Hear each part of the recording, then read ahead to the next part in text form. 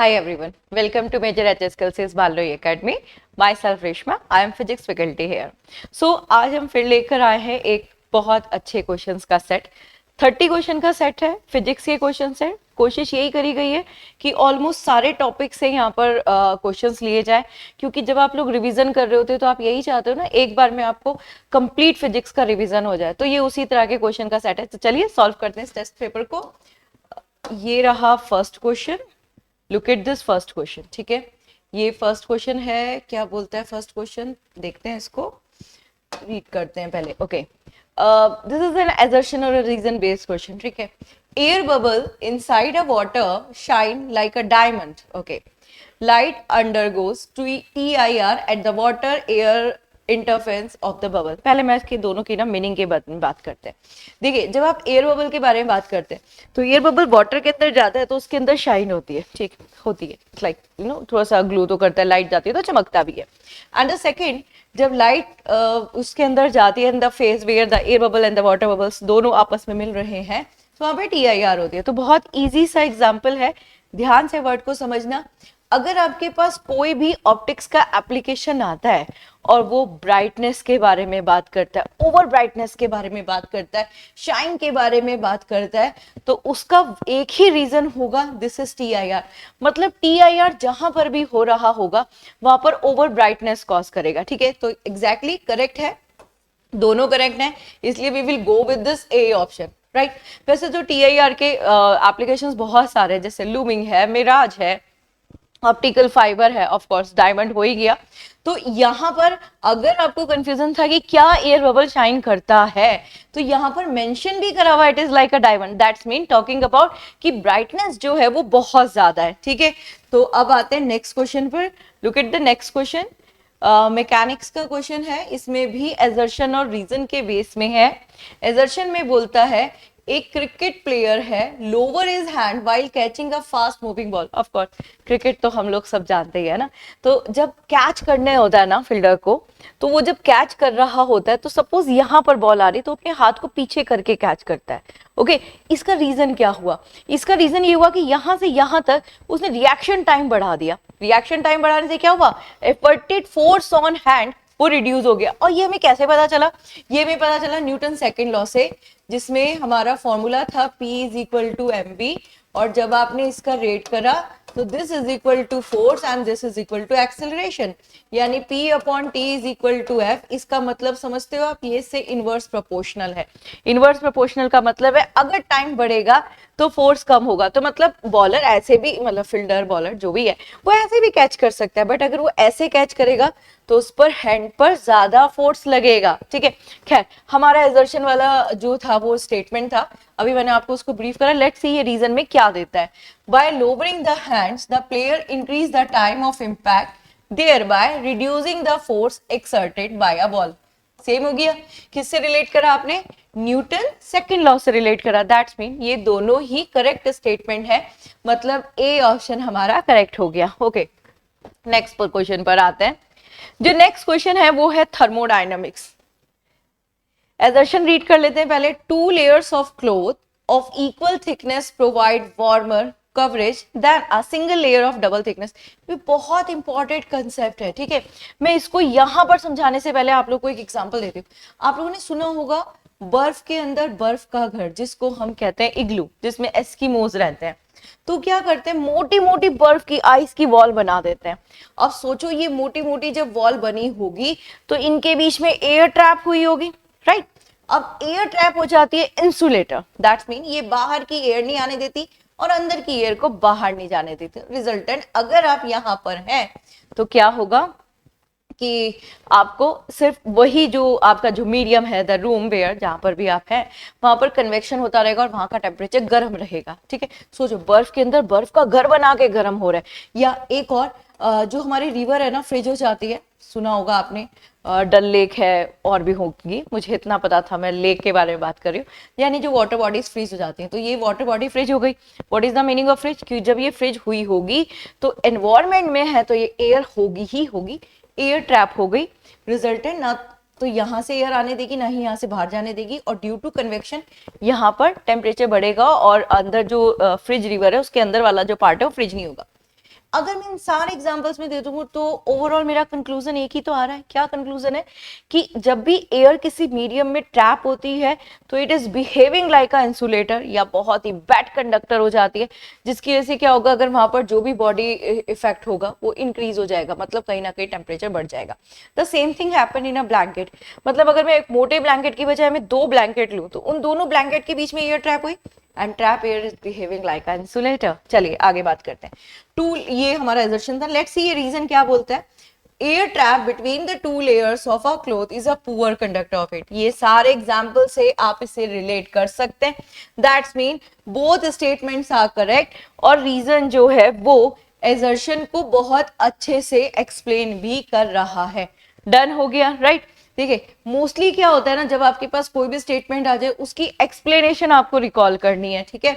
चले आगे बढ़ते हैं, नेक्स्ट क्वेश्चन की तरफ आते हैं, ठीक है। Come to the next question, ठीक है। नेक्स्ट क्वेश्चन पर हम आ गए हैं, ये रहा हमारा next question. It is electricity. ये जो क्वेश्चन है ये है हमारा इलेक्ट्रिसिटी से, जस्ट अ मिनट, ये इलेक्ट्रिसिटी का क्वेश्चन है। लुक एट दिस, ठीक है, ओके। सबसे पहले फर्स्ट क्वेश्चन क्या कह रहा है इलेक्ट्रिसिटी का, देखते हैं। First question, household electrical appliances are always connected in a parallel. देखिए क्या होता है ना, जब भी हम किसी भी सर्किट को अरेंज करते हैं, स्पेशली इलेक्ट्रिक या रेसिस्टेंस बेस्ड सर्किट को, उसको हम दो तरह से लगाते हैं। एक होता है सीरीज और एक होता है पैरेलल। तो जब हम सीरीज में लगाते हैं ना, तो सीरीज में क्या होता है, एक ही करंट होता है जो पूरे में डिस्ट्रीब्यूट हो रहा होगा। जब आप पैरेलल कॉम्बिनेशन लगाते हैं तो सेम वोल्टेज डिस्ट्रीब्यूट हो रही होती है। इससे बेनिफिट ये है कि अगर हम इस वाले एग्जांपल की बात करें, मान लो कि यहाँ वाला रेजिस्टेंस कुछ खराब हो गया, तो ये करंट आगे पास कराएगा ही नहीं। मतलब एक लाइन खराब है, एक खराब है, तो सारा आगे खराब हो जाएगा, यानी करंट नहीं जाएगा, ग्लो नहीं करेगा। बल्ब की बात कर रही हूं अगर मैं तो। लेकिन अगर हम पैरेलल की बात करें तो अगर एक खराब हुआ है तो दो तो ग्लो कर ही रहे हैं ना, दो तो चल ही रहे हैं, राइट। तो इसका मतलब ये हुआ कि अगर हम अपने घरों में बात करें तो घरों में जनरली क्या होता है, आपने देखा होगा ना, एमसी होती है। तो अगर एक लाइन खराब हो गई तो और लाइन आराम से चल रही होती है। मतलब हमारे घरों में पैरेलल कॉम्बिनेशन इसीलिए लगाया जाता है ताकि अगर एक खराब हो जाए तो और पर कोई इफेक्ट ना हो, राइट। लेकिन अगर मैं करंट के बारे में बात करूं तो जो सीरीज है उसमें करंट कम रिक्वायर्ड होता है, पैरेलल में ज्यादा होता है। बट अनसर्टेनिटी वाला टर्म क्रिएट हो गया ना सीरीज में। भाई भले ही करंट कम लग रहा हो, लेकिन अगर एक खराब हुआ तो कुछ भी नहीं चलेगा। तो यहाँ पर दैट्स वाई हम अपने घरों में पैरेलल यूज करते हैं, कॉम्बिनेशन जो है। लेट्स सी, ये तो मैंने आपको एजर्शन का एक्सप्लेनेशन दे दिया। ये क्या कहता है रीजन में, वो देख लेते हैं। जो पैरेलल सर्किट है ensure that if one appliances fail the other continue to work। the same reason जो मैंने आप लोगों को बताया, इसका मतलब ये भी करेक्ट में ही आ गया। ओके चले अब बढ़ते हैं आगे, नेक्स्ट क्वेश्चन की तरफ बढ़ते हैं। नेक्स्ट क्वेश्चन जो है वो हमारी मॉडर्न फिजिक्स में है। मॉडर्न फिजिक्स में सबसे पहले कहता है nuclear fusion is a source of energy in the sun and the star. Okay पहले मैं आपको बताती हूँ what is the difference between fusion and fusion, ठीक है। जब आप फ्यूजन और फ्यूजन के बारे में बात कर रहे होते हो तो फ्यूजन और फ्यूजन तो बेस्ट वे ये है, ये एक हैवी न्यूक्लियाई छोटे छोटे में स्प्लिट हो गया, दिस इज कॉल्ड फ्यूजन। एक छोटे छोटे न्यूक्लियाई क्लब होकर एक बड़ा बना दिया, दिस इज कॉल्ड फ्यूजन, ठीक है। ये चेन रिएक्शन की फॉर्म में जाता है and this is a one time reaction, okay. अगर आपको फ्यूजन कराना है तो फ्यूजन को स्टार्ट कराने के लिए इतनी एक्सट्रीम एनर्जी की जरूरत पड़ती है कि वो एनर्जी सिर्फ और सिर्फ फ्यूजन से मिलती है। तो अगर मैं आपको बोलूं कि भाई फ्यूजन का कोई एग्जांपल, तो आप बोलोगे एटम बॉम्ब। और अगर मैं आपको बोलूं फ्यूजन का एग्जांपल, तो हाइड्रोजन बॉम्ब हो गया, सन हो गया ना, सन का सरफेस हो गया। बट अगर मैं सन के बारे में बात करूं, अगर मैं हाइड्रोजन बॉम्ब के बारे में बात करूं, तो जब मुझे इसको एक्टिवेट करना है, जब मुझे इसको स्टार्ट करना है, तो मुझे वहां पर फ्यूजन कराना ही होगा। फर्स्ट थिंग ये हो गई। फ्यूजन वन टाइम रिएक्शन है, दैट्स व्हाई एक्सट्रीम एनर्जी देता है। इसलिए आपने सुना भी होगा कि जो हाइड्रोजन बॉम्ब है वो एटम बॉम्ब के कंपैरिजन में 1000 टाइम मोर पावरफुल है, ठीक है। ये तो हो गया फर्स्ट टर्म। अब हम इसके आगे देखते हैं। In a nuclear fusion a heavy nuclei nucleus split into two or a more lighter nucleus with the release of energy. ये डेफिनेशन में तो फ्यूजन बोल रहा है, बट एजर्शन में फ्यूजन के बारे में बात है ना, क्योंकि जब वो हैवी न्यूक्लियाई स्प्लिट हो जाता है दो या भी उससे भी छोटे छोटे में, तो ये फर्स्ट वाला टर्म हो गया ना, ये क्या होता है, ये हमारा फ्यूजन होता है. तो न्यूक्लियर फ्यूजन यानी रीजन जो है वो रॉन्ग है और एजर्शन करेक्ट है. That's mean we will go with this C. ठीक है, चले आगे बढ़ते हैं, नेक्स्ट पर आते हैं. नेक्स्ट क्वेश्चन क्या कहता है, it is a waves theory question. Waves theory question में है the sound travel faster on a humid day than a dry day. देखो सिंपल सी बात है, आपकी जो साउंड है, हमारी जो साउंड वेव है, बेसिकली ये मैकेनिकल वेव है. Mechanical waves are those which is depends upon a medium. Okay, अब क्या सब मीडियम में आपकी साउंड ट्रेवल करती है? We said no. आप देखो वुड के अंदर अगर कोई वुडन मटेरियल है तो उसके अंदर हमारी साउंड वेव ट्रेवल ही नहीं करती. क्यों नहीं करती? क्योंकि वो जो मीडियम है वो नॉन इलास्टिक है. इसका मतलब साउंड वेव वो मैकेनिकल वेव है जो completely depends on a medium, but medium should be elastic. अब यहां पर दैट्स व्हाई इसको हम इलास्टिक वेव भी कहते हैं, पहली चीज. ठीक है, दूसरा ये लॉन्गिट्यूडनल में होती है. ठीक है, लॉन्गिट्यूडनल है. लॉन्गिट्यूडनल का मतलब है इसमें एनर्जी लॉस थोड़ा सा ज्यादा होगा. अब अगर हम बात करें ह्यूमिड डे की, तो जनरली आपने देखा होगा, सबने ऑब्जर्व किया हुआ होगा, जो ह्यूमिड इन्वायरमेंट होता है, जैसे अर्ली मॉर्निंग वाला फेज या नाइट वाला फेज, या बारिश होकर रुकी है, बारिश या कंटिन्यूस रेन हो रही है, तो बीच बीच में ह्यूमिड इन्वायरमेंट होता है. तो आपने खुद नोटिस करा होगा कि छोटी छोटी आवाज भी आपको बहुत क्लियर सुनाई दे रही है.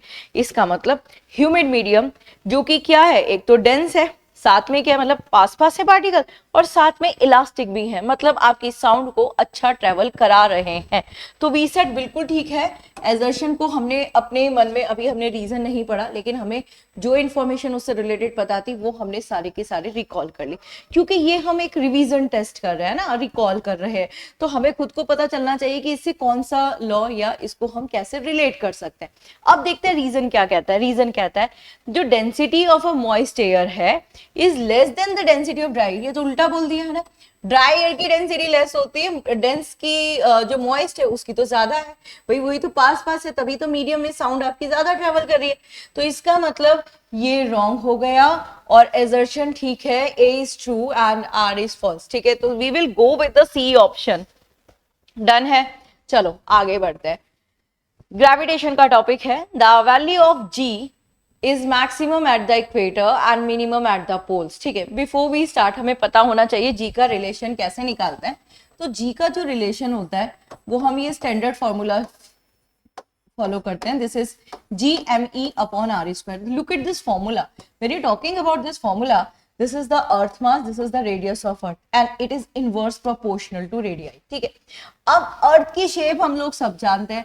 हमारे अर्थ की शेप में ये पोल्स हैं और ये इक्वेटर है. ठीक है, अगर हम सेंटर से कंसीडर करें, ये रेडियस हमारी r है, तो ये वाली रेडियस लगभग r माइनस 23 किलोमीटर अप्रॉक्स हो गई. राइट, अब according to this formula g is inverse proportional to radius. तो पोल की रेडियस कम है, यानी g की वैल्यू यहाँ पर मैक्सिमम हो गई. ठीक है, इक्वेटर पर रेडियस ज्यादा है, इसलिए यहाँ पर क्या हो गई, मिनिमम हो गई. ये तो हो गई फर्स्ट थिंग. बट ये एक रियल फोर्स है. ठीक है, अगर ये सेंटर से ही लग रहा है, इसका मतलब अगर आप सेंटर पर हैं तो ये फोर्स आप पर लगेगा ही नहीं, यानी सेंटर पर जी की वैल्यू क्या हो गई, 0. लेकिन अगर मैं इस फॉर्मूले के अकॉर्डिंग जाऊं तो सेंटर पे तो इन्फिनाइट होनी चाहिए, है ना, लेकिन ये इन्फिनाइट नहीं है. वाई? क्योंकि ये 0 है, क्योंकि एक रियल फोर्स है. पहली चीज ये डन हो गई. अब आप बोल रहे होंगे, सोच रहे होंगे, मे बी कोई स्टूडेंट ने कभी ऐसा सुना होगा या सोच भी रहे होंगे कि we are always taking the value of ji is 9.8 metre per second square, but यहाँ हम लोग इसको मिनिमम और मैक्सिमम कंसीडर करें. तो ये जो डिफरेंसेस है ना, बहुत माइनर वाला है. मतलब अगर आप इक्वेटर से पोल की तरफ जाते हैं तो दिस इज 0.018 मीटर पर सेकेंड स्क्वायर. इतना वेरिएशन होता है. दैट्स व्हाई डेसिमल के 2 प्लेस तक लेना, हम लोग इंटरनली वैल्यू में तो 1 ही प्लेस तक ले रहे, वो सेकेंड प्लेस में डिफरेंसेस हो रहा है. डन हो गया. चलिए अब देखते हैं, ये जो यहाँ पर बोला है, ये बोला है जी की जो वैल्यू है मैक्सिमम है एट इक्वेटर. देखिए, जबकि मैक्सिमम कहाँ पर है, पोल पर है, मतलब एजर्शन रॉन्ग गिवन है. ठीक है, एजर्शन क्या हो गया यहाँ पर, wrong. The earth is not a perfect sphere, absolutely right. Its radius is larger at the equator and the poles. बिल्कुल ठीक है, रीजन करेक्ट है, बट इक्वेटर रॉन्ग है, that's mean sorry equator wrong है नहीं, रीजन करेक्ट है और assertion wrong है, that's why we will go with D option. ठीक है, लुक एट दिस, ये हम किसकी तरफ जाएंगे, डी ऑप्शन की तरफ जाएंगे। चलिए आगे बढ़ते हैं। This is magnetism. मैग्नेटिज्म क्या कह रहा है देख लेते हैं। कंपास निडल जो है वो does not point exactly to the geographical north pole. ठीक है, क्योंकि अब earth magnetic pole do not coincide with the geographical या जियोग्राफिक पोल्स। ठीक है, first of all do you know कि कंपास निडल हम लोग कहाँ यूज करते हैं। तो बेसिकली जो हमारी कंपास निडल होती है वो हमारे मैग्नेटिक फील्ड के डायरेक्शन को शो करती है, मतलब कहीं पर भी हम मैग्नेटिक फील्ड का डिटेक्शन कंपास निडल से करते हैं। उसमें proper direction south pole north pole बने हुए होते हैं। जो आपका ज्योग्राफिकल पोल होता है ना, वहां पर अर्थ की मैग्नेटिक फील्ड लाई ही नहीं करती, इसलिए अगर हम वहां पर अपनी कंपास निडल लेकर जाएंगे तो उसमें कोई भी डिफ्लेक्शन नहीं होगा, यानी ये दोनों करेक्ट हैं, मतलब we will go with this A. ठीक है, चलिए आगे बात करते हैं। Now the next topic is mechanics के फ्लूइड वाले टॉपिक का क्वेश्चन है अ हाइड्रोलिक लिफ्ट। ठीक है, वैसे मैं आपको एक यहाँ पर हिंट दे देती हूँ, जब भी किसी के आगे ये वर्ड आ जाए hydraulic, hydraulic lift, hydraulic pump, hydraulic brake, है ना, बहुत सारे एग्जांपल है जिनके सामने हाइड्रोलिक वर्ड आता है। हाइड्रोलिक वर्ड का मतलब है कि ये पास्कल लॉ से रिलेट कर रहा है। ठीक है, अब पास्कल लॉ क्या कहता है, पास्कल लॉ कहता है कि मान लो आपके पास एक वेसल में कोई भी फ्लूइड हो, ये फ्लूइड पर एप्लीकेबल होगा। अब आप ना कोई सा भी फ्लूइड कंसीडर कर लो, मैं जनरली एक्सप्लेन करने के लिए लिक्विड वर्ड बोलती हूँ क्योंकि हम लोग गैस को देख नहीं सकते नेक्ड आई से, तो मैंने लिक्विड फिल करा एंड एक छोटा सा होल किया तो ये लिक्विड यहाँ से निकल रहा है।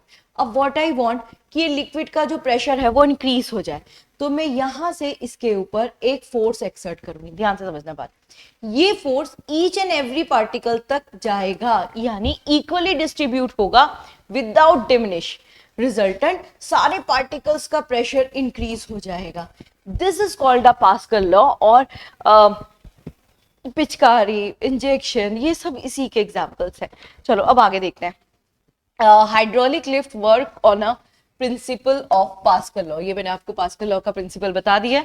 लेट्स सी ये रीजन क्या देता है।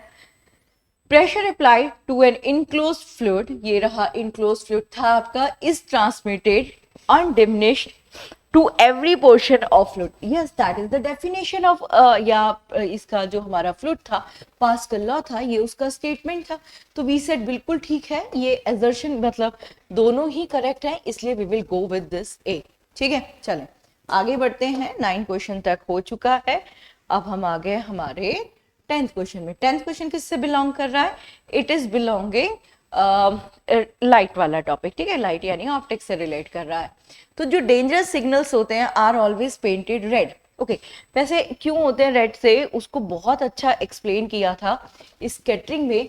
और जो हमारा स्कैटरिंग का लॉ है, स्कैटरिंग 2 तरह की होती है, एक इलास्टिक एक इन इलास्टिक। तो जो इलास्टिक वाली होती है ना, इलास्टिक वाली वो जिन साइंटिस्ट ने करी थी उनका नाम था रेले।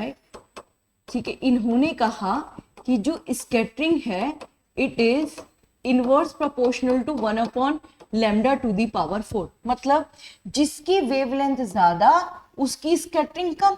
और सबसे ज्यादा वेवलेंथ किसकी होती है, रेड की।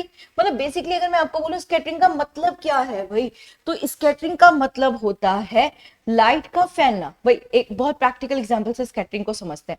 मान लीजिए हमारा जो रूम है वो एक डार्क रूम है, मतलब लाइट का कोई सोर्स नहीं है, और वहां पर एक छोटा सा वेंटिलेशन ओपन हुआ, तो आपने देखा होगा वेंटिलेशन से लाइट एंटर कर रही है।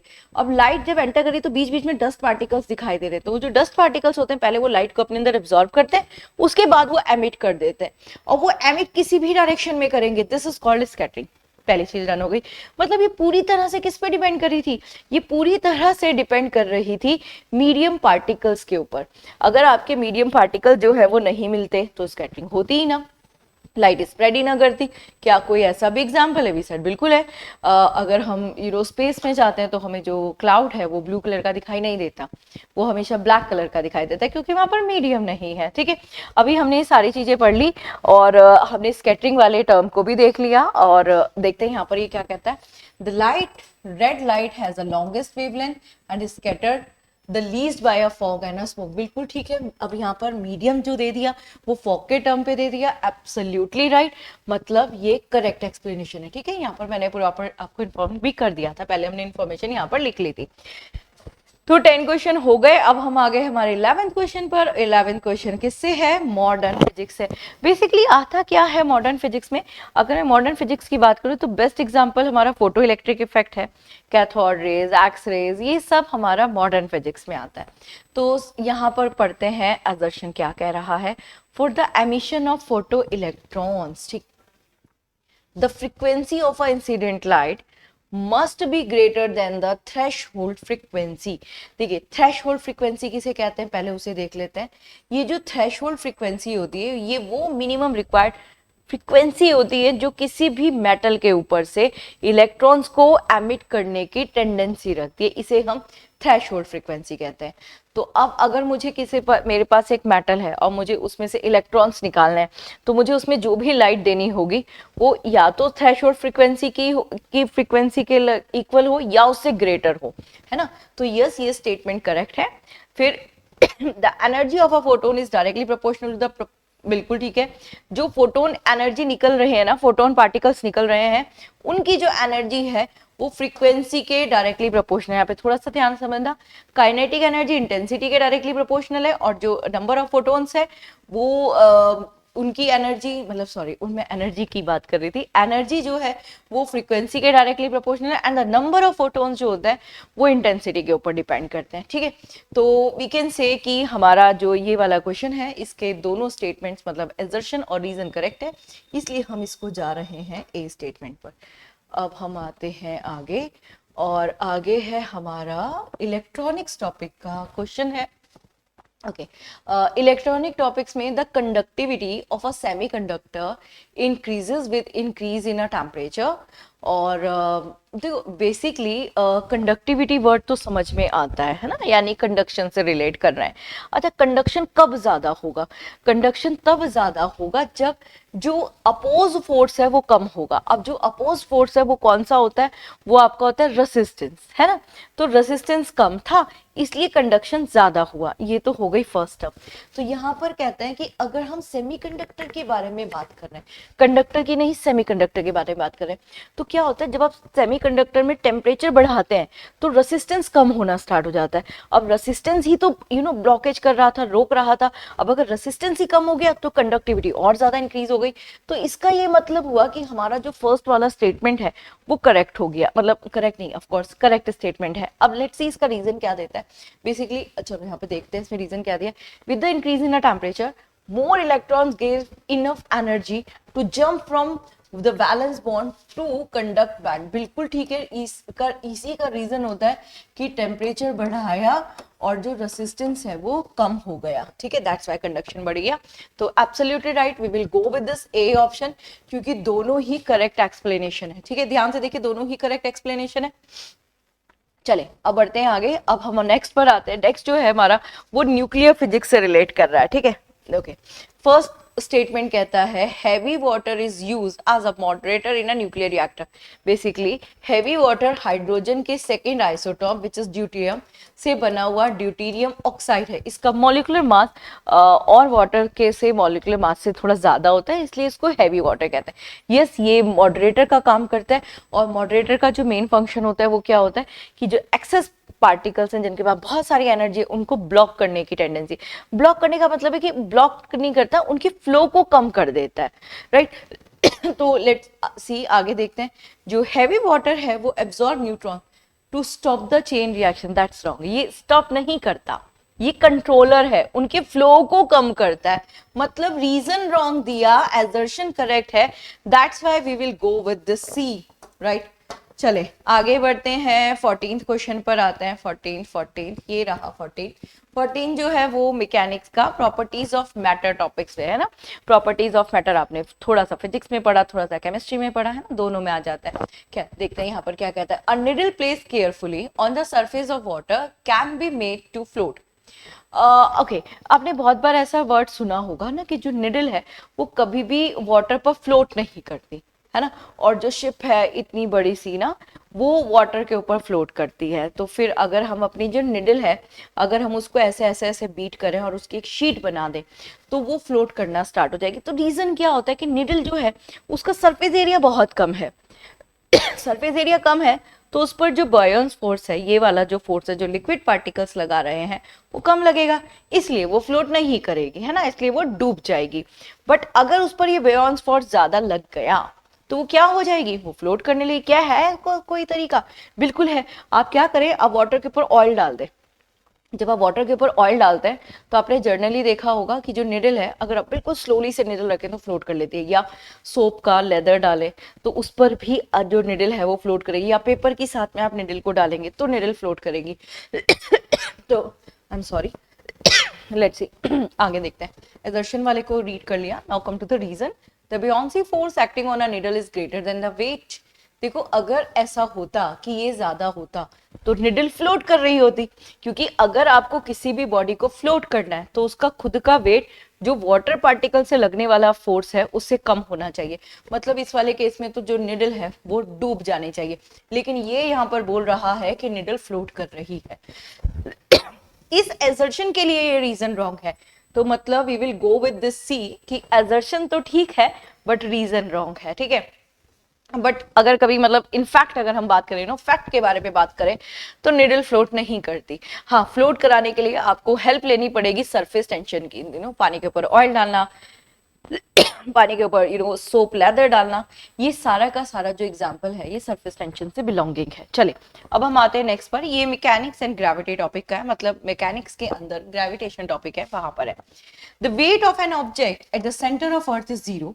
सबसे पहले वेट का जो फॉर्मूला होता है वो होता है mg। अभी हमने जो अबव एक्सप्लेन करा था उसके अकॉर्डिंग सेंटर पर g की वैल्यू 0 है, तो भाई वेट भी 0 हो गया। वी सेड एजर्शन तो करेक्ट आ रहा है। लेट्स सी ये रीजन क्या देता है। The value of acceleration due to gravity decreases as we go deeper into the earth and become 0 at the center. बिल्कुल ठीक है ये भी। देखिए, the value of g is maximum on the surface of earth. अभी हम ignore करेंगे equator और पोल को भी। वी सेड अगर हम सरफेस पर हैं तो जी की वैल्यू मैक्सिमम है। व्हेन वी लेफ्ट और हम ऊपर की तरफ जा रहे हैं तो एयर रेसिस्टेंस काम कर रहा है। एयर रेसिस्टेंस हमेशा ग्रेविटेशन का अपोज करेगा, तो यहाँ पे ग्रेविटेशन कम हो जाएगा। कितना कम होगा, दैट डिपेंड्स ऑन आपने कितनी हाइट अटेंड करी है, ठीक। सेम ऐसे ही जब आप अर्थ की डेप्थ की तरफ जा रहे हैं तो डेप्थ में तो सेंटर पर जी 0 हो जाता है, तो कितना कम, मतलब वैसे जैसे आप सेंटर की तरफ जाते रहेंगे तो जी की वैल्यू कम होनी स्टार्ट हो जाएगी। कितना कम होगा वो हम ये फॉर्मूले से देखेंगे। This is 1 minus D upon R E, ठीक है भाई। दोनों डन हो गए फॉर्मूले। चले बढ़ते हैं आगे। मतलब यहाँ पर दोनों ही करेक्ट हैं और एजर्शन जो था रीजन उस वो अच्छे से एक्सप्लेन कर रहा है, ठीक है। अब मैं बढ़ रही हूँ आगे और मैं आ रही हूँ नेक्स्ट क्वेश्चन पर। 15 तक क्वेश्चन हो चुके हैं। Now let's move to the 16 question. यहाँ पर कहता है कि जो danger signal install on the top of tall building और a used of traffic are always a red colour. देखिए, इसका वापस से सेम रीजन है, क्योंकि मैंने ये अभी रीजन आपको ऑलरेडी इससे पहले वाले क्वेश्चन में एक्सप्लेन किया था कि जो आपकी इलास्टिक स्कैटरिंग होती है, जिसको रे लाई नाम के साइंटिस्ट ने एक्सप्लेन किया था एज अकॉर्डिंग टू हिम, कि जो स्कैटरिंग है वो inverse proportional to 1 upon lambda to the power 4 है। और रेड कलर की वेवलेंथ तो सबसे ज्यादा होती है, तो जिसकी वेवलेंथ सबसे ज्यादा है उसकी स्कैटरिंग कम होगी। स्कैटरिंग का मतलब होता है फैलना, मतलब वो कलर कम फैलेगा, तो इसलिए हमें दूर से आइडेंटिफाई कर पाएंगे हम उसको। वी सेड ये वाला तो करेक्ट है, बट लेट्स सी आगे। हाँ, red light is scattered most by the smoke and a fog because it has the shortest wavelength among all the color in a visible spectrum। बात तो समझ में आ गई होगी कि ये एक रॉन्ग स्टेटमेंट है, क्योंकि रेड की वेवलेंथ तो सबसे ज्यादा होती है। इसने क्या बोला, शॉर्टेस्ट है। देखो, विबजी और स्पेक्ट्रम हमारा होता है ना, तो इसमें रेड की वॉयलेट की वेवलेंथ मिनिमम और रेड की वेवलेंथ मैक्सिमम है। तो इसका मतलब we will go with this C statement. A B और सॉरी, एजर्शन करेक्ट है, रीजन रॉन्ग है, ठीक है। आ जाते हैं नेक्स्ट क्वेश्चन पर। ये मैकेनिक्स के ही फ्रिक्शन टॉपिक्स का है और फ्रिक्शन और सरफेस एरिया से रिलेट करता हुआ क्वेश्चन है। पहले हम इसके एजर्शन को पढ़ेंगे, अगर एजर्शन सही होगा फिर देखेंगे क्या रीजन उसको सही से एक्सप्लेन कर पा रहा है कि नहीं। तो force of friction, between two sliding surface is independent of the apparent area of contact। देखो सबसे पहले जो फ्रिक्शन फोर्स है ये एक कॉन्टैक्ट फोर्स है, ठीक है, कॉन्टैक्ट फोर्स है। कॉन्टैक्ट फोर्स का मतलब ये है कि it does not depends on a surface, ये सरफेस एरिया पे डिपेंड ही नहीं कर रहा, ये कॉन्टैक्ट सरफेस पर डिपेंड कर रहा है, सरफेस एरिया पे डिपेंड नहीं कर रहा, कॉन्टैक्ट सरफेस पे डिपेंड कर रहा है, पहली चीज, ठीक है। आगे बढ़ते हैं। The area of a contact increases, the pressure between the surface decreases, keeping the total friction force is constant. बिल्कुल ठीक है, क्योंकि जो प्रेशर है वो फोर्स अपॉन एरिया है, तो एज यहां पर बोलेंगे कि अगर एरिया कम हो रहा है तो प्रेशर ज्यादा बढ़ रहा है, ठीक है। अब उस प्रेशर के साथ में फोर्स जो है वो डायरेक्टली प्रोपोर्शनल है। वी सेड बिल्कुल ठीक रीजन है, दैट्स मीन ये करेक्ट एक्सप्लेन कर रहा है, ठीक है। ओके, अब आगे बढ़ते हैं, नेक्स्ट क्वेश्चन की तरफ जाते हैं, एंड ये है हमारा next question, the 18th question, it is the next question. Okay, ये duality of and the particles है, मॉडर्न फिजिक्स से रिलेटेड कर रहा है। यहाँ पर ये आपके टर्म्स दिए हुए, कंसेप्ट दिए हुए, और यहाँ पर इनके एसोसिएट साइंटिस्ट का नाम दिया हुआ है। मतलब यहाँ कोई ट्रिक काम नहीं करेगी, यहाँ तो लर्न ही करना पड़ेगा, ठीक है। अब यहाँ पर अगर हम देखें तो बेसिकली थोड़ा जो जो जानते हैं पहले उसके बारे में बात करें। अभी अभी जो पढ़ा उसका देखिए आपको आंसर मिला होगा। इलास्टिक स्कैटरिंग जो थी वो रेलाइट की थी, और इन इलास्टिक स्कैटरिंग जो थी वो सर सीवी रमन जी की थी, जिसके लिए उनको नोबेल प्राइज भी मिला। मतलब सी का 1 मेरे पास 2 ऑप्शन में आ रहा है, A and D, and I already eliminate B and C. चलो डन हो गई बात। अब हम बात कर लेते हैं और पर जब हम मैटर वेव्स के बारे में बात करते हैं, मैटर वेव्स को लुइस डी ब्रॉगली जी ने एक्सप्लेन किया था। Uncertainty of principle is explained by Werner Heisenberg, and ये तो आपको बता दिया C V Raman ji, and this is hypothesis वोल्फर्ग्स पॉलिंग जी ने किया था, right. And the best matching is A option इससे बिलोंग कर रहा है, ठीक है। मैंने मैच करके भी दिखा दिया ताकि आपको ऑप्शन में अगर कंफ्यूजन हो तो आप मैथ से क्रॉस चेक कर सकते हैं। चलिए नेक्स्ट पर आते हैं, it is our 19 question. Look at the 19 question first, ठीक है। 19 क्वेश्चन देख लेते हैं क्या कहता है। ये रहा हमारा 19 क्वेश्चन। 19 क्वेश्चन में है, एक तरफ मटेरियल्स है और एक तरफ उनकी प्रॉपर्टीज या फिर यूज है। तो सबसे पहले जो है वो है नाइक्रोम। बेसिकली नाइक्रोम जो है एक एलॉय है जो निकल और क्रोमियम का है। ये जनरली इसकी रेसिस्टिविटी बहुत हाई है। अच्छा, रेसिस्टिविटी हाई होने से क्या हो जाएगा, वैसे भी आपको पता होगा जो एलॉय होते हैं ना उनकी जो रेसिस्टिविटी होती है वो टेम्परेचर से इंडिपेंडेंट हो जाती है। मतलब अगर मैं इसको नॉर्मल लैंग्वेज में एक्सप्लेन करूं तो ये गर्म होने के बाद भी ब्रेक नहीं होता, मतलब रेड होने के बाद भी ब्रेक नहीं होता। जर्नी अगर आपके पास कोई भी एलॉय या मेटल है, आप उसको हीट करना स्टार्ट कीजिए, और जब आप उसको हीट करते हैं और हीट करते करते वो रेड हो जाए, तो रेड होने के बाद वो ब्रेक होना स्टार्ट हो जाता है। बट आपने देखा होगा ना, हमारा जो हीटर होता है और उसकी जो अलाइनमेंट्स होते हैं, वो जो पतली पतली स्प्रिंग जैसी वायर होती है ना, वो रेड हॉट हो जाती है, ऑरेंज रेडिश हो जाती है, फिर भी ब्रेक नहीं होती, यानी वो बनी हुई है नाइक्रोम की। तो जो नाइक्रोम है उसमें हाई रेसिस्टिविटी है हीटिंग एलिमेंट में, ठीक है। चलिए टंगस्टन भी use in a filament bulb, और हम फिलामेंट बल्ब में इसलिए यूज करते हैं, यहाँ पर हिंट भी मिल गई फिलामेंट, क्योंकि इसका मेल्टिंग पॉइंट बहुत हाई है। इसका melting point approx 3200 degree Celsius से लेके 3600 डिग्री सेल्सियस के अराउंड है, और 800 से 1000 टेम्परेचर पर ये ग्लो करना स्टार्ट करता है। मतलब ए का 2, बी का 1, मुझे आंसर मिल गया है ए ऑप्शन, लेकिन हम फिर भी इनको क्रॉस चेक कर लेते हैं। अब टिन लेड एलॉय, जो हमारा इलेक्ट्रिक फ्यूज होता है ना, उसका मेल्टिंग पॉइंट बहुत कम होता है, क्योंकि वो क्या कर रहा होता है, सर्किट को ब्रेक कर रहा होगा, तो that's why low melting point वाला फ्यूज हो गया। मर्करी जब 4.2 केल्विन टेम्परेचर बोलती है तो सुपर कंडक्टिविटी शो करने लग जाती है, यानी रेजिस्टेंस 0 हो जाता है इसका। तो यस, ए इसका करेक्ट आंसर हो गया, ठीक है। मैचिंग से देख लीजिए, मे बी ऑप्शन से देख लीजिए। आगे बढ़ते हैं हमारे नेक्स्ट क्वेश्चन की तरफ। It is the 20th one. 20th question क्या कह रहा है, यहाँ पर वेव मोशन का है, ओवरटोन और स्ट्रिंग के बारे में बात कर रहा है। Open pipe organ, close pipe organ, stationery waves and progressive wave. चलिए पहले मैं आपको ओपन पाइप ऑर्गन के बारे में बताती हूँ, and this is a close pipe organ. किसी भी ऑर्गन पाइप के अंदर साउंड ऐसे ट्रेवल करती है ना, ऐसे और आगे चलती चली जाएगी। क्लोज पाइप के अंदर ऐसे ट्रेवल करेगी। This is called antinodes, node, antinode. This is antinode and this is node. दो कॉन्जिक्यूटिव एंटी नॉट और नॉट का जो डिस्टेंस होता है वो λ/4 होता है, ठीक है। अब यहाँ पर देखिए, अगर मैं ये फर्स्ट स्टेप की बात करूँ, this is called a first harmonic, तो यहाँ पर 2 आ रहे हैं, anti not not anti not not, और यहाँ पर 1 आ रहा है। अब ऐसे ही अगर आप हर एक हार्मोनिक की फ्रीक्वेंसी निकालेंगे तो जो ओपन वाला होगा उसकी फ्रीक्वेंसी का रेशियो कंटिन्यूअस आएगा, ठीक है। This is 1 2 3 and so on. और यहां पर जो रेशियो आएगा वो 1 2 और 3 का, this is 1 3 5 and so on. तो व्हाट यू ऑब्जर्व, ये तो कॉन्टिन्यूअस फ्रीक्वेंसी है और ये क्या है, ऑड फ्रीक्वेंसी है। अब कोई भी म्यूजिकल इंस्ट्रूमेंट हो, उसकी जो साउंड की श्रिलनेस है वो पिच होती है ना, और पिच डिपेंड करती है फ्रीक्वेंसी पर। तो वी कैन से इसकी फ्रीक्वेंसी ज्यादा है इसलिए इसकी पिच ज्यादा है। तभी आपने सुना भी होगा जो हमारी फ्लूट होती है, बांसुरी होती है, उसकी आवाज ज्यादा सुरीली होती है, ठीक है। तो चलिए अब यहाँ पर स्टार्ट करते हैं। Open pipe organ, this is the open pipe organ. कैसी फ्रीक्वेंसी है, कंटिन्यूअस, यानी both even and odd frequency, we can go with this. Closed pipe organ में कैसी फ्रीक्वेंसी है, only odd frequency, this is the only odd frequency. Your pan cap is considerable as your closed pipe organ. तो A का 2 है, B का 1 है।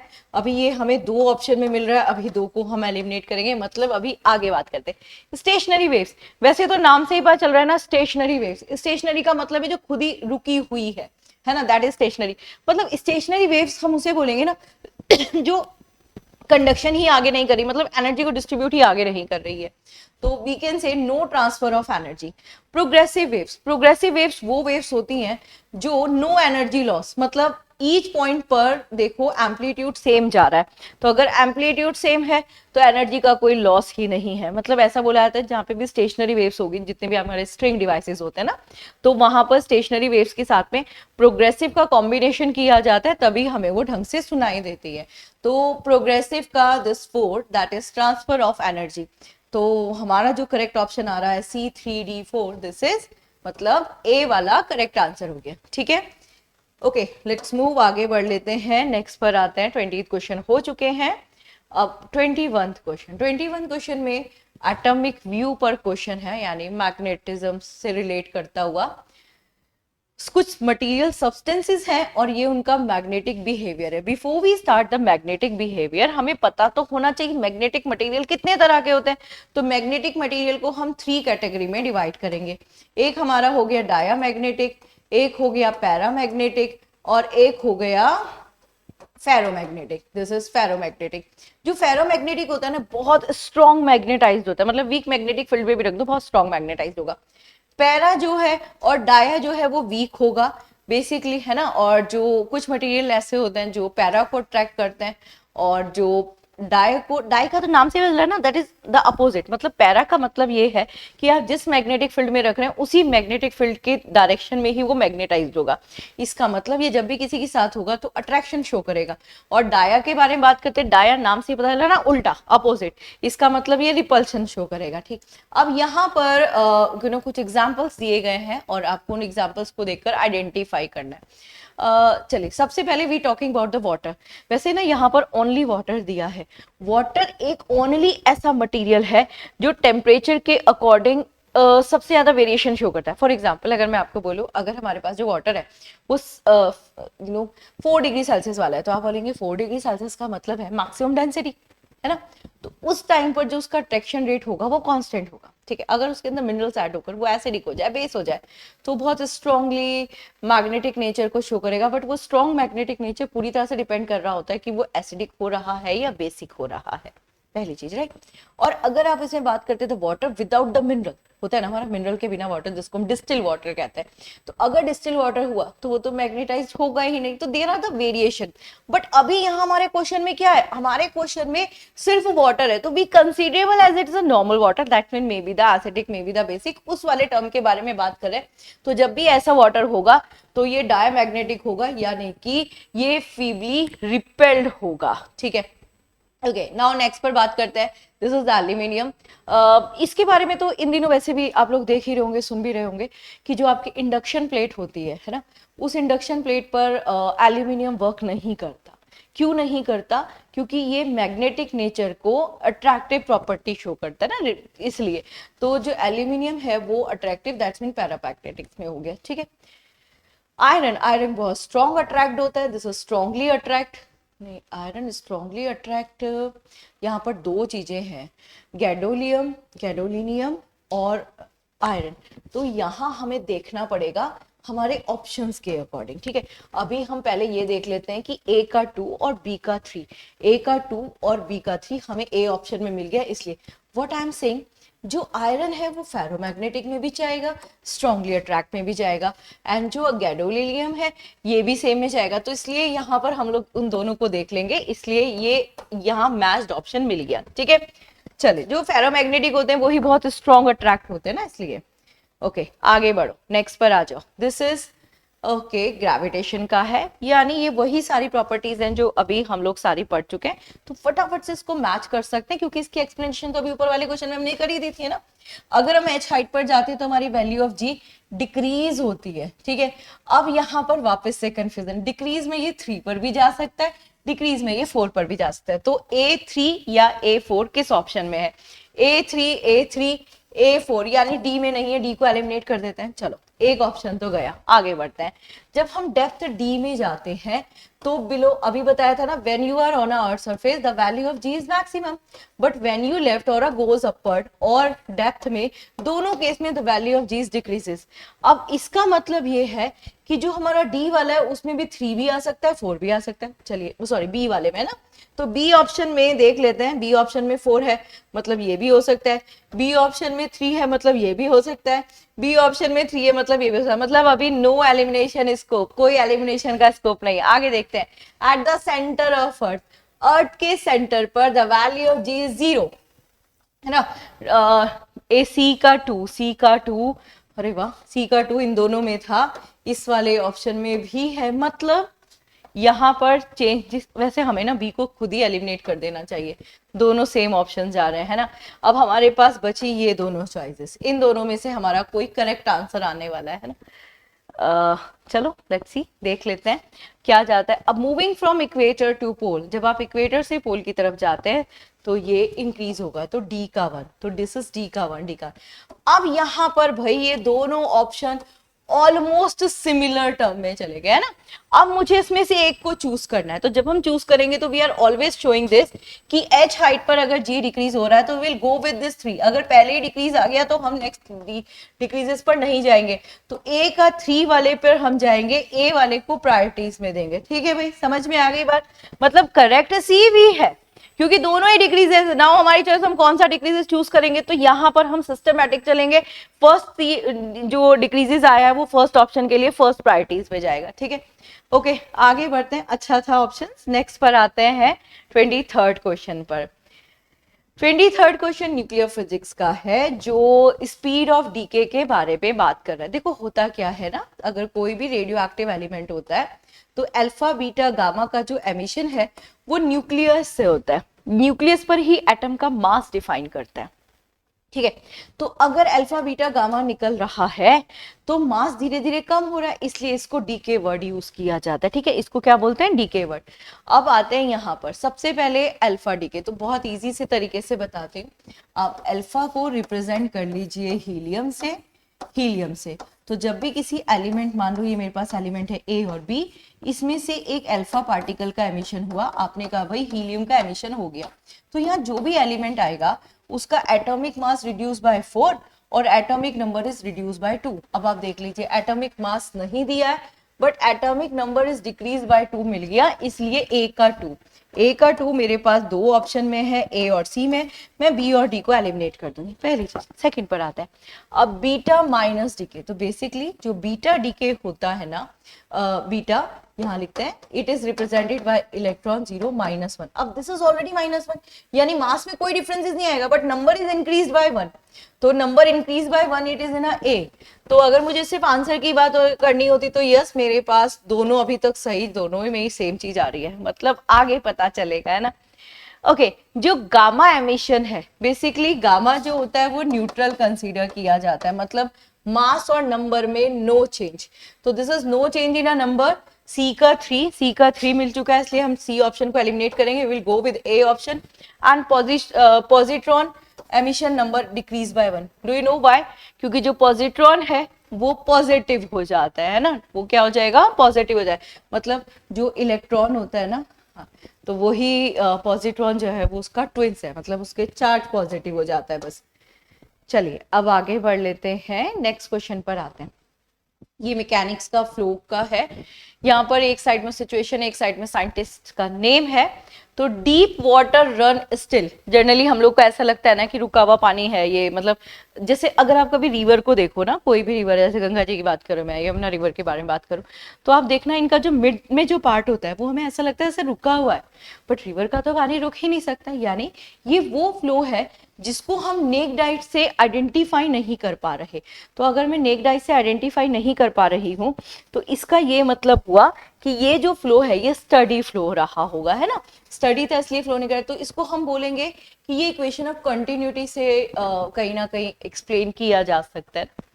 Okay, तो deep waters run still, this is ए का 2, A2 is in a A option and in a D option, मतलब B और सी को तो मैंने पहले ही एलिमिनेट कर दिया। अब हम आते हैं आगे, falling rain drop, okay, venturimeter and detergent in a water. अच्छा, यहाँ थोड़ा सा कंफ्यूजन है, कंफ्यूजन ये है कि जब वाटर ड्रॉप आ रही होती है नीचे तो वो स्पेरिकल शेप में हो जाती है, that is because of surface tension, but यहाँ पे फॉलिंग रेन ड्रॉप के बारे में बात कर रहा है, यानी रेन ड्रॉप का गिरना, यहाँ पर उसकी शेप से रिलेटेड कोई बात नहीं कर रहा, तो इसलिए यहाँ पर हम स्टोक्स लॉ के बारे में बात करेंगे ना, क्योंकि terminal velocity is defined by the Stokes law.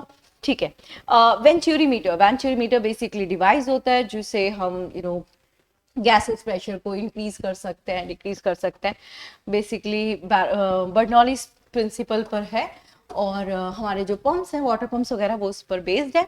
Detergent in a water, जैसे आपने वाटर के अंदर डिटर्जेंट डाला था, आपने निडल को फ्लोट करा दिया था उसके ऊपर, मतलब change in a surface tension, तो कौन सा ऑप्शन बेस्ट लग रहा है, I think this one, 4 and 3, बिल्कुल ठीक है, ये डी वाला एलिमिनेट हो गया and the A option is correct. ठीक है, चलो आगे बढ़ लेते हैं, नेक्स्ट क्वेश्चन पर आते हैं। नेक्स्ट है आपका 25th क्वेश्चन। 25th क्वेश्चन में एक साइड मॉडल्स हैं, कंसेप्ट्स हैं, और एक साइड उनके की फीचर्स हैं। ठीक है, plum pudding model, plum pudding model J Thomson ji का था, जिसपे उन्होंने कहा था कि जो इलेक्ट्रॉन्स हैं वो एम्बेडेड, धसे हुए हैं, और बाहर वाला जो चार्ज वाला पार्ट है, और जितने इलेक्ट्रॉन उतने ही प्रोटॉन, मतलब न्यूट्रल है बेसिकली, तो स्पेयर ऑफ पॉजिटिव चार्ज है ना, आउटर में पॉजिटिव है, तो स्पेयर ऑफ पॉजिटिव चार्ज पर जाया जा सकता है, बिल्कुल जाया जा सकता है। गोल्ड फॉइल एक्सपेरिमेंट, रदरफोर्ड जी का गोल्ड फॉइल एक्सपेरिमेंट था, जिस पर उन्होंने न्यूक्लियस की प्रेजेंस के बारे में बताया था, तो existence of a dense nuclei, ठीक है, न्यूक्लियस। हाँ, बोर मॉडल, तो जो बोर मॉडल था वो रदरफोर्ड जी के मॉडल में ही करेक्शन था, जिसपे उन्होंने कहा था कि जब इलेक्ट्रॉन बाहर घूम रहे हैं तो वो एनर्जी लॉस करेंगे, और फिर उन्होंने इसको ऑर्बिट्स में बता दिया था, तो इलेक्ट्रॉन्स के सर्कुलर ऑर्बिट्स को बोल सकते हैं। चैंडविक एक्सपेरिमेंट, तो that is discovered the neutron. Let's see कौन सा ऑप्शन करेक्ट जाएगा, 1 का 3 is in A and C, B और डी एलिमिनेट किया, बी का 4, दिस ओके, मतलब आंसर मिल गया, this A is the correct answer. ठीक है, ओके, आगे बढ़ लेते हैं हम, 26 क्वेश्चन पर आते हैं। 26 क्वेश्चन में क्या कह रहा है, एक साइड कुछ फिनोमिनास हैं, जो टॉपिक है वो फ्लूइड मैकेनिक्स का है, और एक साइड उनके लॉ और प्रिंसिपल है। वेलोसिटी और एफ्लक्स, एफ्लक्स वर्ड का मतलब बताऊं मैं आपको, जैसे मान लो एक बकेट है और इस बकेट में होल हो गया, तो उसमें वाटर निकले जा रहा है अपने आप, है ना, तो वो जिस वेलोसिटी से निकल रहा है उसको हम बोलते हैं efflux, which is terminal velocity, working of atomizers, and narrations of a stream. Okay, तो जो वेलोसिटी ऑफ एफ्लक्स है, it is defined by the Torricelli laws, क्योंकि टॉर्सली लॉ ने ही बेसिकली इसको एक्सप्लेन किया था, तो we can go with this, जा सकते हैं इस पर, बिल्कुल जा सकते हैं, यानी हम इसमें ए वाला हमारा 2 गया। अब नेक्स्ट है terminal velocity. Basically terminal velocity, जैसे नाम से मतलब टर्मिनल वेलोसिटी, टर्म्स के साथ कुछ वेलोसिटी आ रही है, मोशन के साथ, मतलब आपके पास एक बकेट वाटर है और आपने एक बॉल ली और उसको बॉल को उस वाटर के अंदर थ्रो करा, तो आपकी बॉल एक वेलोसिटी लेकर गई, जिसने उसने उस वाटर सरफेस को वेलोसिटी ट्रांसफर करी, तो जो वाटर है वो मोशन करने लगा, बॉल भी मोशन करने लग गई, मतलब द वेलोसिटी जो बॉल ने वाटर सरफेस को दी, this is called a terminal velocity. तो वी कैन से कि जो हमारी टर्मिनल वेलोसिटी है वो स्टोक्स लॉ से डिफाइन हो गई। ठीक है, working of atomiser, atomiser generally वो जो स्प्रे बॉटल होती है ना, उसमें आप गैसेस प्रेशर को इंक्रीज करते हैं, जिससे फ्लूइड प्रेशर इंक्रीज हो जाता है, यानी बर्नौलीज थ्योरम, और ये रहा Bernoulli's principle. And equation of continuity, narrowing of a stream, this is equation of continuity, है ना। तो कौन सा ऑप्शन करेक्ट है? A2 B4 C1 बिल्कुल ठीक है, ए विल द करेक्ट आंसर, ठीक है। अब आ जाओ नेक्स्ट पर 27 पर। 27 ओके अब यहाँ पर है फोटो इलेक्ट्रिक इफेक्ट, ठीक है, ध्यान से बनना। Photo electric effect, photo electric effect का मतलब होता है इलेक्ट्रॉन्स जो एक फोटोन के इफेक्ट्स के बाद मूव करना स्टार्ट हो जाए। जैसे हमारी ट्यूबलाइट होती थी ना, टर्मिनल्स, उस पे पहले हम हीट करंट पास करते थे, करंट पास करते उसमें से इलेक्ट्रॉन निकलने लगते थे, this is called the photo electric effect, ठीक है। यहाँ पर किससे रिलेट करना है फोटो इलेक्ट्रिक इफेक्ट, क्योंकि फोटो इलेक्ट्रिक में पार्टिकल में नेचर ऑफ लाइट बोल सकते हैं, वेव नेचर तो नहीं बोलेंगे क्योंकि फोटोन इज द पार्टिकल्स, है ना। तो जब हम पार्टिकल्स के बारे में बात कर रहे हैं तो वी कैन से ये पार्टिकल नेचर ऑफ लाइट है, बिल्कुल ठीक है। अगर पोलराइजेशन बोले तो पोलराइजेशन बेसिकली क्या होता है, सारे जो वेव पार्टिकल्स हैं हम उनको एक ही डायरेक्शन में कर देते हैं और ट्रांसवर्स वेव्स ही पोलराइज्ड होती हैं। जो 3D ग्लासेस वगैरह होते हैं पोलराइज्ड होते हैं, yes we can go with this. Interference के बारे में बात करें तो interference that is the wave nature है ना, सेम वाइब्रेशन वाले को बोलते हैं। एंड कॉम्पटन इफेक्ट तो बिल्कुल मोमेंटम इफेक्ट है। और 1 2 दिस इज ए, राइट। चलिए अब हम आ गए हमारे नेक्स्ट क्वेश्चन पे, which is the 28th question. 28th question में वापस से देखिए जल्दी से, कोलिजन है कोलाइजन है और मोमेंटम है। बेसिकली जब आप कोलाइजन के बारे में बात कर रहे होते हैं तो आपने इलास्टिक और इनइलास्टिक तो पढ़ा हुआ होता है, दैट इज कॉमन, ये थोड़ा सा कॉमन है, इसी के बारे में बात कर लेते हैं। तो जब आप इलास्टिक नॉन इलास्टिक के बारे में बात करते हैं तो इलास्टिक वाला क्या होता है भाई, एक बॉल थी, एक बॉल आपने यहाँ से थ्रो करके दी और ये जो बॉल थी ये भी मूव हो गई, ये भी मूव हुई और बाद में रुक गई, ऐसे ऐसे हुआ ना। तो इसमें मोमेंटम और काइनेटिक एनर्जी दोनों कंजर्व होती हैं, ये रहा, ठीक है। ओके फिर इनइलास्टिक में क्या हुआ कि ये जो बॉल थी मैंने इसको दूसरी बॉल से थ्रो करा, ये बॉल रुक गई और ये यहाँ जाकर मतलब थोड़ा सा मोशन करके रुकी है, बट इस ये स्टॉप स्टडी ही रही। तो इनइलास्टिक में से मोमेंटम कंजर्व्ड होता है, ठीक है। ओके अब हम बात करते हैं हमारे परफेक्टली इनइलास्टिक कोलिजन। अगर परफेक्टली इनइलास्टिक कोलिजन है तो internal energy converted into kinetic energy, बिल्कुल इंटरनल एनर्जी जो है वो काइनेटिक एनर्जी में कन्वर्ट जाएगी, तभी मोमेंटम जो है वो कंजर्व्ड हो जाएगा। एक्सप्लोजन ऑफ अ शेल, बिल्कुल body stick together after the impact, मतलब जैसे अगर मेरी ये बॉल थी और मैंने यहाँ पे दूसरी बॉल थ्रो करी तो वो दोनों एक दूसरे से चिपक कर वहीं स्टॉप हो गई। तो ये जो जा रहा है, नहीं यहाँ एक मिनट ये वाला ऑप्शंस को देख लेते हैं एक बार। यहाँ पर A2 और B1 है, बिल्कुल ठीक है। This is perfectly elastic collision, तो वही हुआ ना, इनइलास्टिक है ना, परफेक्टली सॉरी इनइलास्टिक है। और अगर यहाँ पर एक साथ स्टिक हो जाते हैं, वो शायद एरो रॉन्ग लगाया। और एक्सप्लोजन ऑफ सेल का मतलब होता है, एक्सप्लोजन का मतलब ये होता है ना बाहर निकलना, एक्सप्लोजन होना, मूवमेंट करना। तो काइनेटिक एनर्जी ही तो कंजर्व हो रही है, इसमें कन्वर्ट हो रही है, तो ये इंटरनल एनर्जी काइनेटिक एनर्जी का, yes that's why we will go with this A इसका करेक्ट आंसर हो गया, ठीक है। वो मैचिंग थोड़ी रॉन्ग करी थी, आंसर बाद में आप लोगों को करेक्ट कर ही दिया। नेक्स्ट से ये हमारा है सेकंड लास्ट क्वेश्चन। देखिए क्या कहता है, एक साइड में मटेरियल्स हैं और एक साइड में इनका फिजिकल कैरेक्टरिस्टिक्स है। Okay super conductor, semi conductor, metals और परफेक्टली इंसुलेटर। रेसिस्टेंस के टर्म में दिया। जो सुपर कंडक्टर बॉडीज होती है कभी भी ओम्स लॉ फॉलो नहीं करती, इसलिए फॉलो नहीं करती क्योंकि इनके अंदर रेसिस्टेंस जीरो होता है। तो सुपर कंडक्टर में रेसिस्टेंस जीरो है, जीरो इलेक्ट्रिक रेसिस्टेंस, ठीक है। सेमीकंडक्टर में सेमीकंडक्टर में क्या होता है, जितना आप टेम्परेचर बढ़ाते हैं उतना कंडक्शन बढ़ता है। कंडक्शन तभी बढ़ता होगा जब रेसिस्टेंस कम होता है, तो resistance decreases with the temperature, बिल्कुल ठीक है। कंडक्टर में जितना टेम्परेचर बढ़ाएंगे रेसिस्टेंस इंक्रीज होगा, मतलब कंडक्शन फ्लो थोड़ा कम होगा। परफेक्ट इंसुलेटर मतलब बिल्कुल भी कंडक्शन नहीं हो रहा, रेसिस्टेंस बहुत ज्यादा है, ये रहा रेसिस्टेंस, ठीक है। और ऑप्शंस देख ले भाई, ए का 2, बी का 3, सी का 1 एंड डी का 4, ठीक है। चलो अब हम आ गए हमारे लास्ट क्वेश्चन पर। ये कह रहा है, मतलब last but not a least वाला क्वेश्चन हो गया, अच्छा क्वेश्चन है। एक साइड में इलेक्ट्रिसिटी मैग्नेटिज्म के रूल हैं और एक साइड में उनका डिटर्मिनेशन है, मतलब उससे क्या डिफाइन किया जाता है, ठीक है। ओके, यहाँ पे राइट हैंड थंब रूल है, फ्लेमिंग लेफ्ट हैंड रूल है, फ्लेमिंग राइट हैंड रूल है और लेंस लॉ है, ठीक। अगर इसके बारे में बात करें तो अभी अगर आप लोग क्लासेस देख रहे हैं, हम लोग जो क्वेश्चन की प्रैक्टिस करा रहे हैं, उसमें मैंने आपको एक बात बताई थी कि Fleming right hand rule induce current यानी जनरेटर में जो करंट इंट्रोड्यूस हो रहा है उसको एक्सप्लेन करता है। तो वी सेड दिस इज 3, सी का 3, ठीक है। अब अगर आप ऑप्शंस के ही बारे में बात करें तो इन दो में से करेक्ट आंसर होगा, इन दोनों को हमने एलिमिनेट कर दिया, ठीक है।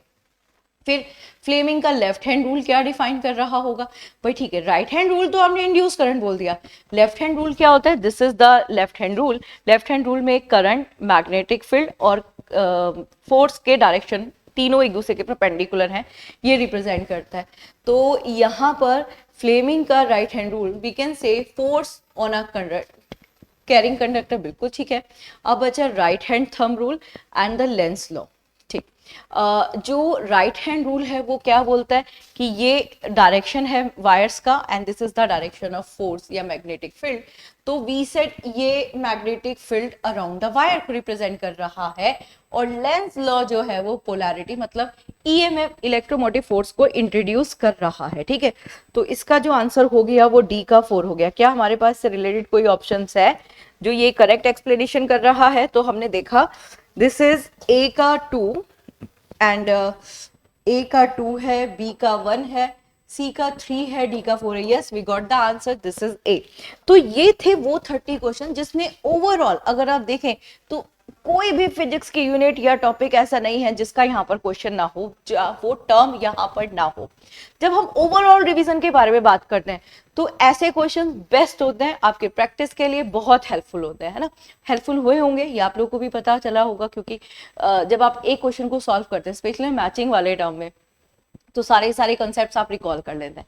तो रिवीजन के लिए बेस्ट क्वेश्चंस थे। होप आपके लिए आपके अपकमिंग एग्जाम के लिए हेल्पफुल रहे होंगे। तो थैंक यू, मिलते हैं नेक्स्ट क्लास में एंड जय हिंद।